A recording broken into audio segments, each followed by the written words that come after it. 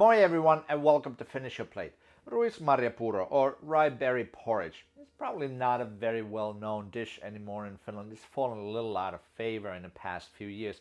But I think it combines some of the best features of Finnish cooking, which is rye, and then the berries, which are abundant, especially in terms of lingonberries and different kinds of currants which are usually used in a dish like this.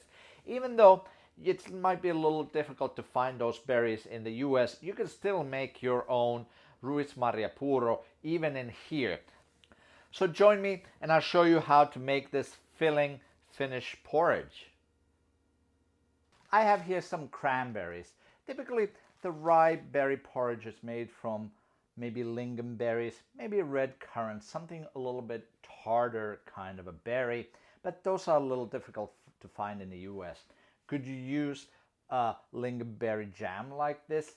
You could, but I think it's going to come out just a little bit too sweet since obviously this has a lot of sugar in it.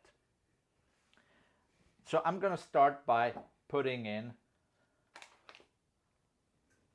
3 cups or 750 milliliters of water in my pan over here. And I'm gonna put in a cup of my berries, about 250 milliliters.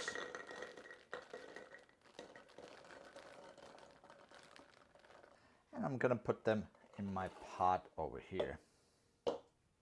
Turn the heat on.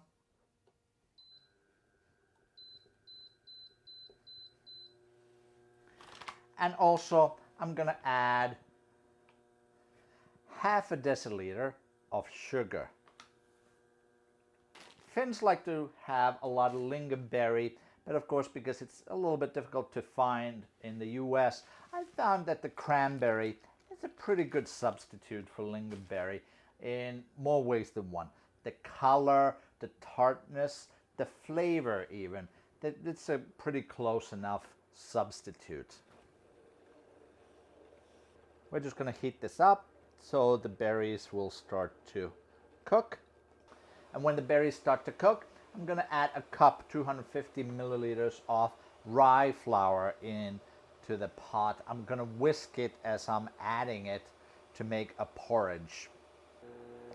Now the berries are starting to pop. So I'm just going to mix it a little.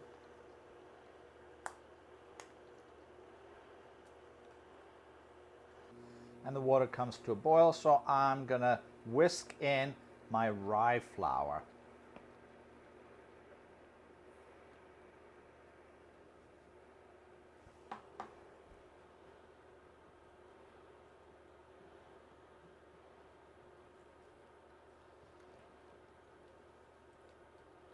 Now I will turn down my heat to very low. The purpose of the whisking is really to break up the lumps of the rye flour. We are going to cook this on very low heat, just barely bubbling, for an hour. So I'll see you back in an hour. Okay, so now our porridge has been cooking for an hour.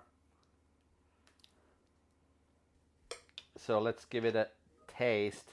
Taste the sugar.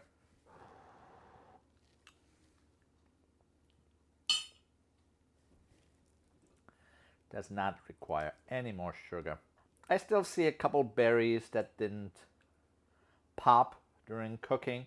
So if you want to, you can certainly just take a spatula and just crush them against the sides. Or if you prefer, you can leave them as is. It's a personal preference.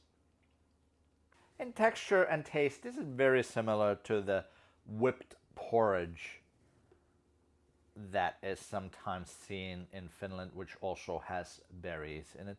So let's serve some up. Now you could add a couple of berries as garnish.